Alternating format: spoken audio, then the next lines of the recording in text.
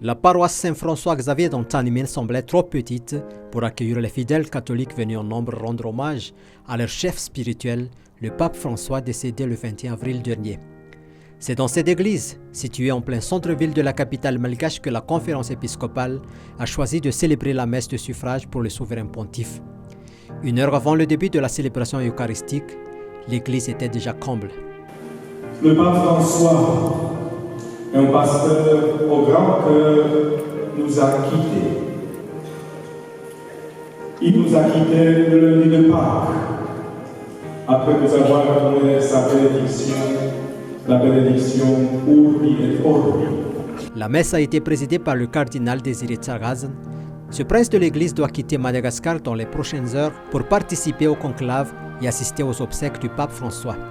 Les autres dignitaires de l'église catholique à Madagascar étaient presque tous présents à Antanimene ce matin. Zavatra manehitra ihany koa dia ity ry havako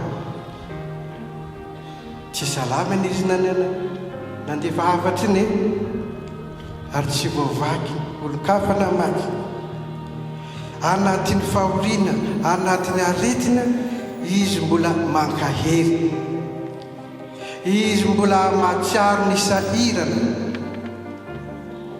tany miady ny mahantra izy anatin'ny jala modely tahaky Kristy ry havako modelontsika menakary tsy akanavaka ny papalasany. Celui qui a choisi le nom d'un saint connu pour son humilité, sa simplicité, son amour des pauvres et son engagement envers la nature n'a cessé de marcher dans ses pas. Jorge Mario Bergoglio était un grand admirateur de la vie et des enseignements de Saint François d'Assise. Le nom de François, en pensant à François d'Assise, un saint bien connu parmi les catholiques et même parmi ceux qui ne professent pas la foi catholique. Il a expliqué ce choix au corps diplomatique accrédité près du Saint-Siège en évoquant plusieurs raisons. Lutter contre la pauvreté, soit matérielle, soit spirituelle. Édifier la paix et construire des ponts.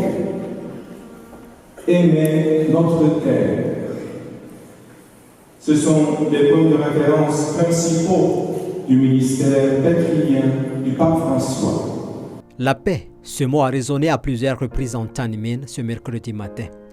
Tous se souviennent de ce sommaire de paix et d'espérance venu sur la grande île en septembre 2019. Des membres du gouvernement, des responsables politiques et des représentants du Conseil des églises chrétiennes à Madagascar étaient venus lui rendre hommage.